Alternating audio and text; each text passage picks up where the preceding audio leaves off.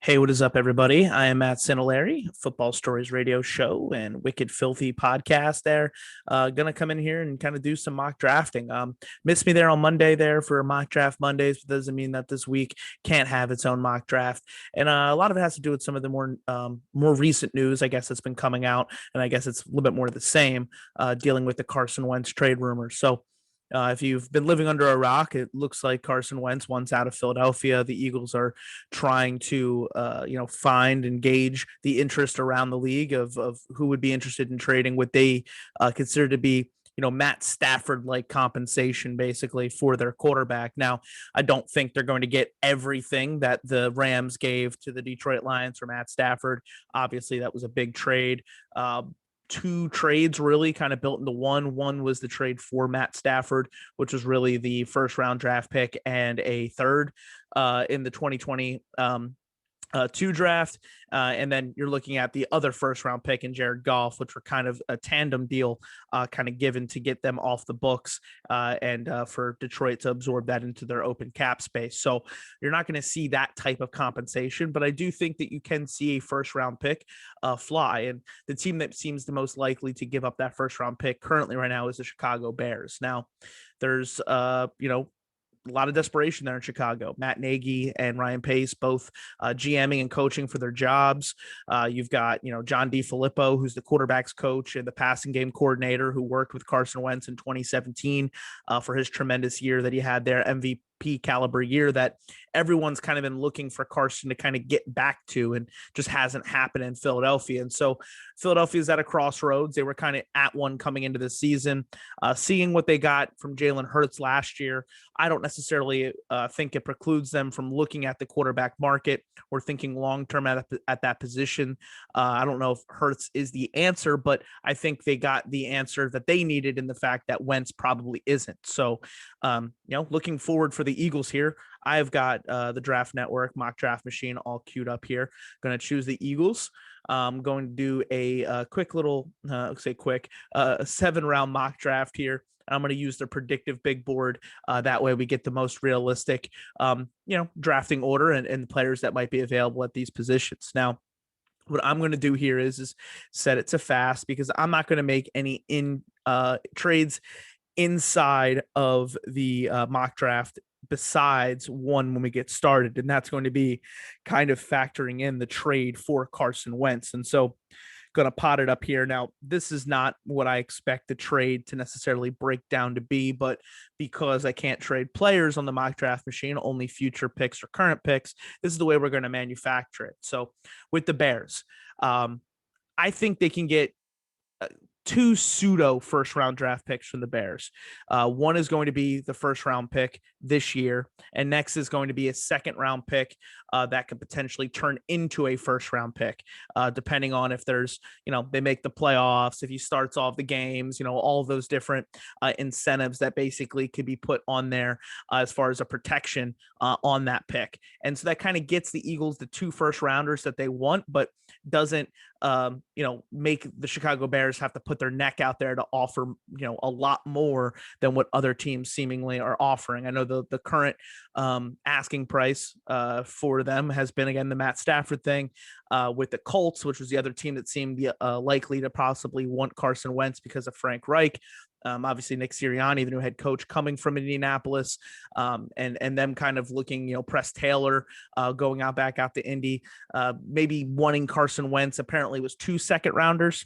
Maybe they could have something where it's like that, where it's a second rounder and then a second rounder that could turn into a first rounder with, kind of similar protections.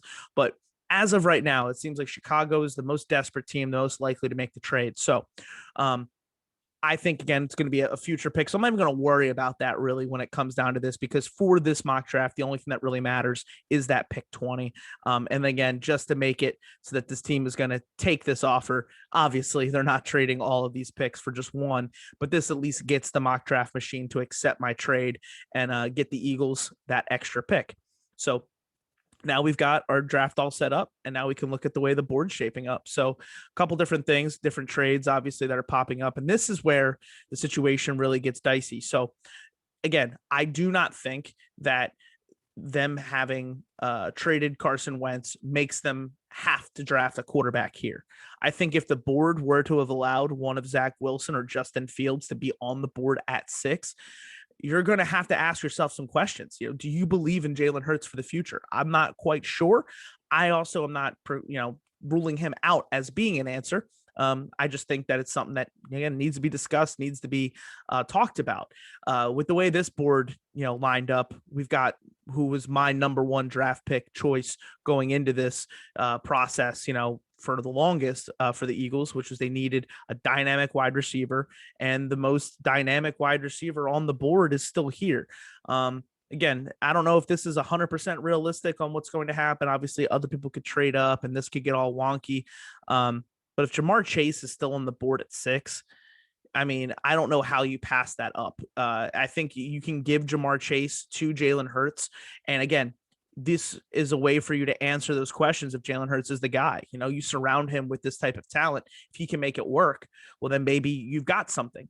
If he can't make it work with players like Jamar Chase, featured in this offense, Jalen Reagor, another year out, what are you going to get back from Travis Fulgham? Miles Sanders, hopefully being utilized in a much more conducive way to the way that he was used in the past compared to last year, dealing with some of those nagging injuries. So, I think that this makes this part a little easier. Now, I can't, just make this pick without mentioning, players like Kyle Pitts have been linked to the Eagles here at pick 6. And that was even with players like Jamar Chase still on the board. Daniel Jeremiah, who's very plugged in to not just the league, but with the Eagles, are kind of thinking he had Kyle Pitts going there at pick 6, and then Jamar Chase going at pick 7 to the Detroit Lions right after it. So passing up on Jamar Chase for Kyle Pitts, tremendous weapon. You have to kind of, take away the, drafting a tight end in the top 10 is a bad idea. It's not a premium position. Like, Kyle Pitts is a weapon, and there's an argument to be said, for between Kyle Pitts and Jamar Chase on who is the most dynamic offensive weapon coming out in this draft. I just think that when you have a player like Dallas Goedert, he already gives you a baseline of what you have at tight end. You don't have to completely remake your offense kind of around a player like Kyle Pitts, because I think that's what you'd want to do, because, you go back to even 2019 when they were running almost 50% of 12 personnel in Philadelphia. You're still thinking yourself, hey, we're drafting at the 6 overall pick. Some we're only using a half of the time. That might not be the greatest allocation of assets. So you're going to have to remake a lot of stuff. Again, he's worth it to be able to do that with, but just as a seamless transition, as a player who can fit right into this mold, I think it's Jamar Chase. It'd be a reach for a player like Trey Lance. It'd be interesting, obviously, to see a guy like Trey Lance who went to North Dakota State and replacing a quarterback who came from North Dakota State. That'd be funny just for the storylines. I wouldn't rule out the cornerbacks on the board. Corner is a huge need for this team, and both those guys are highly rated. Waddle's a great wide receiver as well. And Parsons was another player who was linked to the Eagles for a little while there during the draft process too. But, if you want to say, hey, they'll never use that pick on a tight end, historically, I mean, they haven't drafted a linebacker in the first round, I think, since 1979 or something like that with Robinson. So you're still thinking to yourself, they're probably not thinking that way at linebacker either now. So Jamar Chase is the pick. Just had to kind of lay it out there for what the options at this pick really could be. Again, I do think one of those quarterbacks could be on the board. That could be an option that they could look at there. So we've got our wide receiver position locked down now. And so now we can look at the other positions that we need. Corner's a huge one. Linebackers a huge one. And so both of these guys staring me in the eyes are making me have to make a huge decision. And so, wow, I'm going to go JC Horn here just because of the physical nature of JC Horn. He kind of reminds me of that, Richard Sherman, Brandon Browner kind of, big physical corner at the line of scrimmage. Somebody who can really disrupt a lot of timing there and kind of help you when, your pass rush isn't necessarily getting home all the time, just disrupting those routes before they even begin. And I think if you put him opposite of Darius Slay, that is going to make for a really great cornerback tandem. And I think, again, if you're making the trade for Carson Wentz, you get 2 of these picks in the first round. maybe you don't get Caleb Farley, maybe you don't get Patrick Surtain, but you still end up with the third best corner on the board here with J.C. Horn. And maybe he's not on the board here too. Maybe somebody kind of reaches up and grabs him.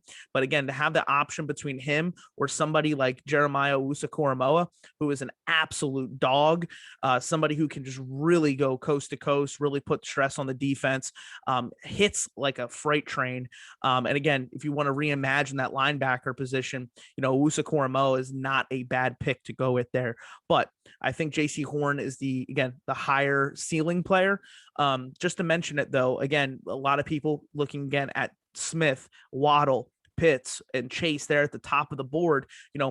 If one of those quarterbacks maybe was there, would there be really a problem if they were to pair up a Justin Fields with a Rashad Bateman or a Zach Wilson with a Terrace Marshall Jr.? You're still looking at getting high quality weapons on the outside while solving the quarterback position. So I could really, again, understand why they would go both of those routes. But again, if I'm looking here and I'm saying, hey, we've got a second round pick in Hurts. We think he can develop a little further. We brought in Brian Johnson, the offensive coordinator from Florida, who has known Hurts since he was 4 years old, has a lot of rapport with him.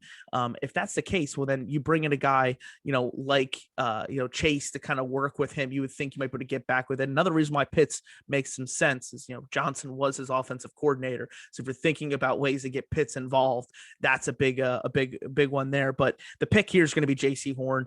And I just think, again, if you're thinking about two of the biggest needs on this team besides the quarterback position, which is still a big need, and no matter how big it is, I will not be drafting Mac Jones here in the second round and adding another ex-Alabama quarterback to this room and maybe muddying it up a little bit. I don't think that would be the right way to go. But linebacker, we're still looking at linebacker on the board, and we got a guy like Nick Bolton who's still on the board here. And Nick Bolton's a very interesting prospect out of Missouri.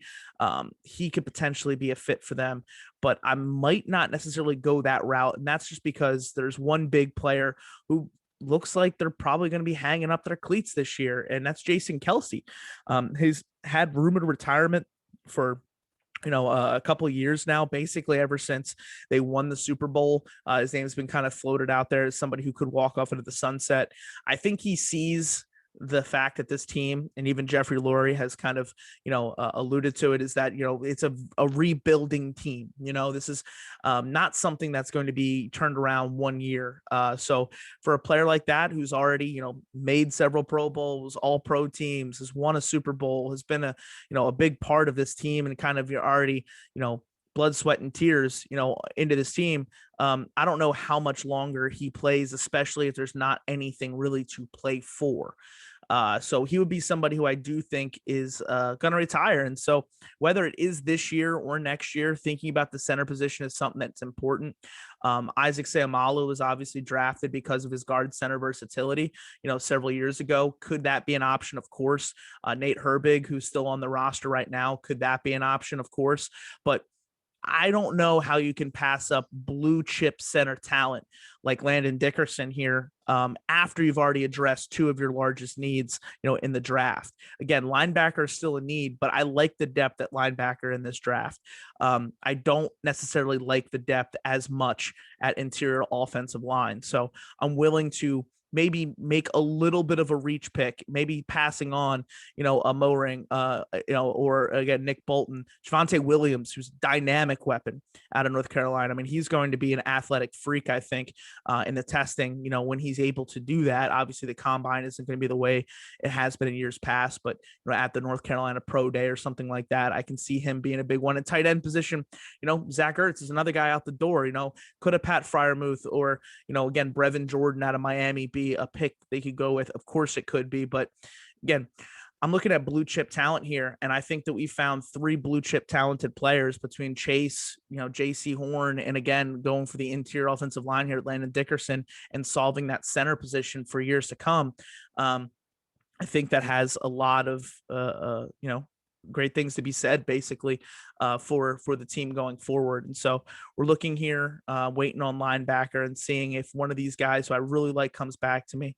And Chaz Sirocco's off the board, a couple of other players in there too. And so little bit of a run there at linebacker with Pete Warner going off, but that's fine because my big target, for this position has been and always will be Jabril Cox. Who's a little down here on the predictive big board, but I bet if we go to the player rankings, TDN loves him. And yeah, there we are at 37. So the highest ranking player still on the board. I think Cameron's a good pick too out of Michigan. If they were looking for, again, somebody maybe to move down a little bit, I'm not making any other trades. So while I probably could address this position and pick up some extra assets if I was, doing this for real, I could, that's not what I'm going to do here, just because, again, I want to kind of get a more realistic expectation of what players could be available at these positions when they pick. Now, when I looked at that board and I saw linebacker and I passed on a player like Nick Bolton, if I would have known maybe a player like Josh Myers would still be here, maybe that could be another kind of way to go about it too, but I still think, overall, Dickerson is my favorite center prospect in this draft. He's the one who I'd want. That's the guy who I got. And then here I still end up with a player like Jabril Cox. Richie Grant, a tremendous safety out of UCF. I think he's going to be somebody who maybe gets undervalued in the draft a little bit, maybe gets picked around this spot, but probably should be closer to a top 60 draft pick, a second round guy. But again, safety, while it's a need on the team, as you can tell, linebacker is just a little bit more heavy here. And again, passing on some other prospects who I really do like on the board, but that's the way it goes. And the unfortunate part about the way that this mock draft is going to be set up is we're doing this as realistic as possible. And so I'm not making any trades, and I'm not picking again to pick 150 basically here. So, that's a huge gap. And I think that's where the area that more than likely will be explored is that pick 70 will probably be a trade back, depending on what they actually get in the trade for Carson Wentz. Maybe they get an extra mid-round pick or something like that out of it. Maybe there's a pick swap that kind of is there where they pick up an extra pick, but maybe move, back a little further. Maybe they give up a fifth or give up, the third to get a fourth or something like that in the draft. I mean, I don't know, but that's a huge gap. And I would assume that they're not going to allow that to kind of take place come draft time. But again, back on the board here, pick 151, and then we'll be right back on the board with pick 155. So pretty quick, 2 back-to-back picks here. And so again, looking at the needs, we still have tight end as a huge need, quarterback and safety. And so, we will see here. Let's see what the way this board is kind of breaking down. Yeah, there's some players who I really do like there at a lot of these positions. This one might seem to be a little bit more of a glamour pick, I guess, at this position, considering the fact that they have a guy like Miles Sanders. But I think a big thing about Miles Sanders is we saw with those hamstring issues that keeping him healthy and keeping him fresh seems to be the best way to use Miles Sanders, especially down the stretch. We want to have him active and ready to go come playoff time if this team does make a push. Maybe not so this year, but the year afterwards. So limiting those touches a little bit, getting a guy like Kylan Hill who could basically be like a fringe number 1 running back and definitely a high upgrade as the a number 2 back in a committee. I love that. And so I like where the safety depth is here. That'll be the position that I'm more than likely, answering after this pick. And so I'm going to go out and get my running back who I really like. And so even though a couple safeties like account kind of drop off the board, it's fine because I feel like we still got the guys who I really want. And I think Bledsoe is probably the best way to go here for these safeties that are still on the board. He's very versatile. He likes to play a little bit more in the box, so a little bit more of a Kevon Wallace kind of safety. But I think, if you're looking at, Jalen Mills, right? If he comes back off this 1-year deal, the versatility of him being able to play corner, which he had to do down the stretch because of the corner depth being depleted, gives them at least another option of somebody else they can throw into that third safety role, somebody who they can kind of roll into the box and kind of that dime linebacker type of position that they used Malcolm Jenkins in. He's, really good at the run fits. He has some pretty good ball skills too, and some production there in that category. So I like Bledsoe a lot coming out of Missouri. And so if I'm picking again, already here, pick 155. No guarantees with any of these players. I'm going to bet for some of the upside of what I've seen from him and his ability to maybe get better in some of the areas that, again, we still need to see improvement from in order to see a complete safety prospect. And so Some of the other guys who I really like, Reed Blankenship's all over the place from Middle Tennessee. Devon Diablo is really good too, but again, these are guys who just went, so I couldn't have passed on this position and answered it coming back around, and so it just made a lot of sense to go after again the guy who I really liked more than anything. So this is where an interesting spot comes up. Pick 192. We'll have 3 picks basically left in this draft. Pick 192, and then we'll have 2 picks there in the 220s. If I'm looking at this could be an area where we do the double dip, right? Because I think just getting Jamar Chase isn't enough really for this wide receiver room. Although you would say there's a lot of heads, right? I mean, we're already thinking about, okay, is J.J. Arcega-Whiteside going to be back? Between Hightower and Quez Watkins, or both of those guys going to be back on this team in some way, shape, or form? Is Goodwin, is he going to be coming back after opting out for COVID purposes? Is he going to be back in because, that contract basically gets paused and put on hold, and he gets a chance to basically come back for that? And then you have Travis Fulgham, Greg Ward, obviously Jeffrey and Deshaun Jackson are more than likely both on their way out. So there's a lot of targets, a lot of snaps in the offense that looks like, will be up for grabs, but how many of these guys we really think? And so while I think obviously all the guys who I just mentioned, for the most part, will be back in some way, shape, or form in training camp, I don't know if those are guys who are all going to crack the roster and be, top tier guys for them. So looking at wide receiver and double dipping is a pretty good, option. But looking at this, I see a lot of wide receivers who I'm very comfortable with, especially because I think the big one that they probably should do is move either Jalen Reagor into the slot. And so you have a high profile pick that you've used already at that position for your slot receiver, or you can keep him on the outside and really use him in a lot of the roles that TCU used him in college. And so I believe in that too. So you kind of got an option here. Upgrading one of those 2 spots is something that I feel like the team should do. And there is a lot of really good slot receivers still on the board currently right now, who I would be more than okay with basically at this point. Jalen Darden out of North Texas would be one of them. Shea Smith out of South Carolina would be one of them. Cade Johnson out of South Dakota State would be one of them too. So because there's a lot of guys who are on this board who I'm way okay with. Maybe we're going to skip out on the receiver position, address that when it comes back out and pick 220, hoping one of those guys kind of bounces back. And I'm going to go with Malcolm Kuntz here out of Buffalo. Really lanky guy.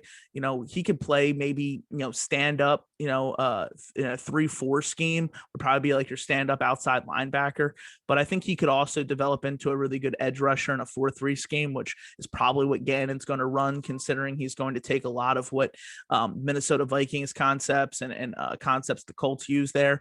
And so I like him a lot as somebody who projects to be, somebody who could add some juice there into a pass rush room. So I'm very interested to see if he could do it. Small school guy in Buffalo, but he led the MAC in sacks last year. So he was at least very productive at the level that he played at. So, and again, here we are back around to me and one of these guys who I've really liked at the wide receiver position still on the board.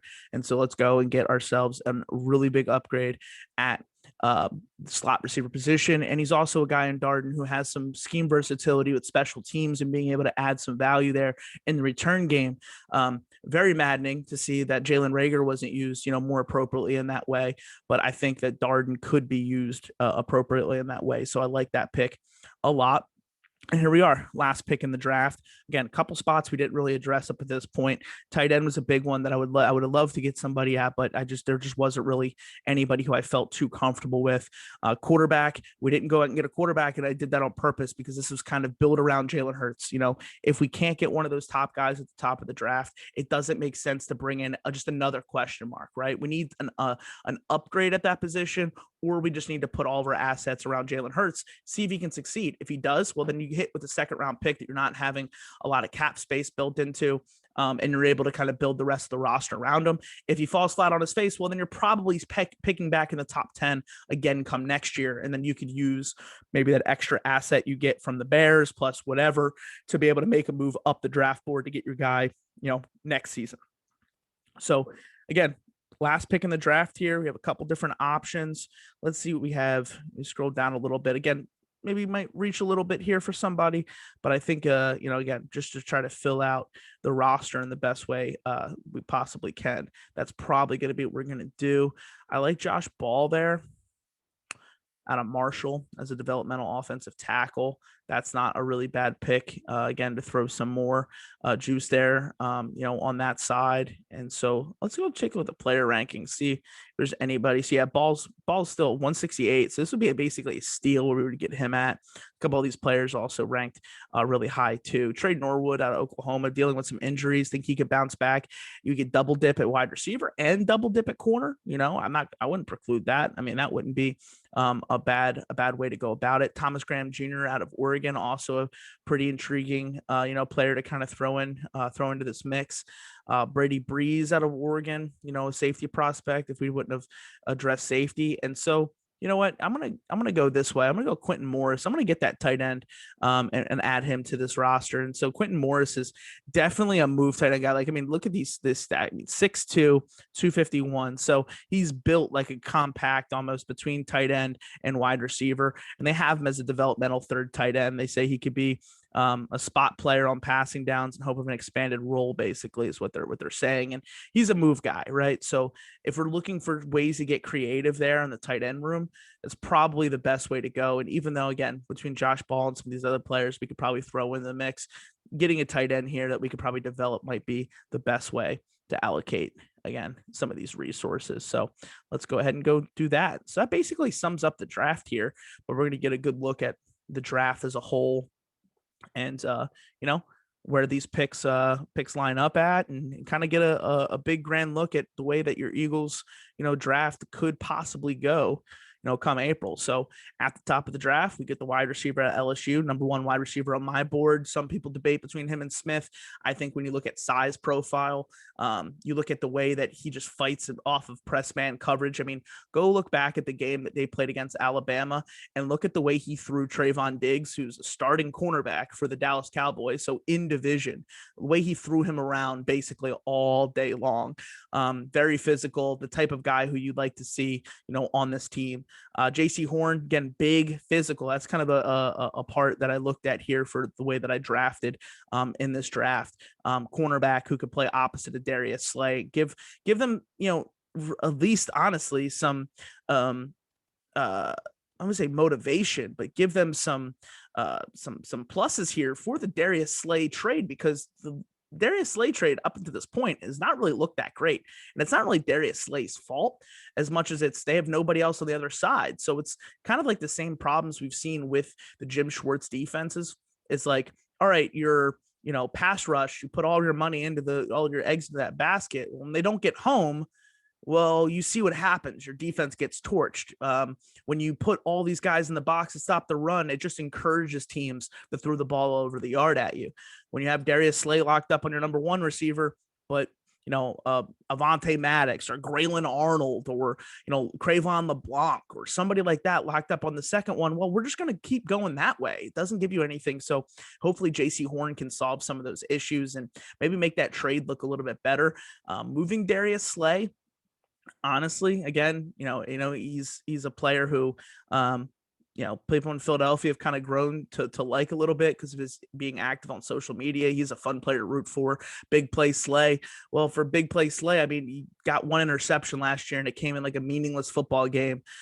So we need to see more big play Slay, and maybe a player like JC Horn who can get even the playing field a little bit would help Slay even as much as Slay was going to help JC Horn's development. Dickerson again to be that center of the future. If Kelsey does come back for one more year, wouldn't be the most surprised, but I do expect him to hang him up. Dickerson could be a pretty much a day one starter for you at that center position, coming off an injury, but by that time it'll be more than healed. And if he didn't have the injury, he might be a fringe first round draft pick. If the center position isn't like the most valued position in the NFL, you don't see them go too high typically.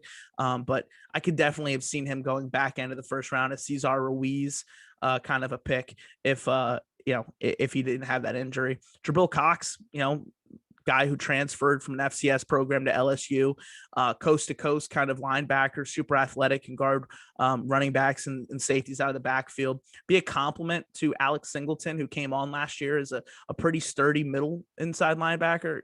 So maybe you take him and you partner that up, and at least you got two guys you can throw at that problem and that are not named Nate Gary. And you got again, solving the issues of the linebacker room. Kylan Hill helps relieve Sanders while giving you a really high floor for your number 2 back. Bledsoe to add to that safety room. What's happening with Mills, what's happening with McLeod, you really don't know. So trying to throw some answers here in the safety room makes sense. Malcolm Kuntz, look at the edge rushing group. You've got BG, who you can pretty much rely on, made his first Pro Bowl. And after that, it's Josh Sweat, who came on really great last year. We want to see more development from him. I love Sweat coming out of Florida State when he came out in the draft, dealing with that knee injury, kind of slipped. But I think that's somebody who could, be who could be a contributor. You got Derek Barnett, who again, we don't really know, right? He's very Jekyll and Hyde, hasn't really been able to catch on. The injuries are a big problem too. So we haven't really seen him play a full season, but that doesn't really, not give you pause there when you're talking about giving Barnett a long-term contract, which the team is going to be forced to, have to do if they want to keep him around longer. So I think he's another guy you can throw into that room and help at least be a third, if not the fourth, pass rusher in that group. Darden kind of comes in, gives you a really great slot receiver, somebody who's made for that, to give you an upgrade over Greg Ward. Greg Ward was fine. I mean, he's got pretty good hands, but he's not the quickest guy, not the fastest, not the most agile. Darden gives you a high ceiling when it comes to the athleticism from that slot spot. And then Quentin Morris, kind of same deal, high ceiling, but again, low floor, but you're looking at, last pick in the draft. Who knows what these guys are going to end up being, but again, guys to at least bring in to the solve some of these issues. So, again, we will see how this goes for the team, come April. There'll be more trades, probably more picks than this, maybe moves up the board to maybe get some of those guys you might have missed out on, who slipped. But I think this is a mock draft to be pretty proud of, especially if the goal here is to build around Jalen Hurts for at least 1 year. So that's my mock draft there. I hope you guys like it. Comment, let me know what you guys think. If you want to see some of these players, in Midnight Green, let me know. If some of these guys you're like, I'm out on this, I don't want to do this. Tell me about that too, and we'll see what happens. We got plenty of these before we get going. It is Christmas season basically for mock draft fanatics. So we will see you guys.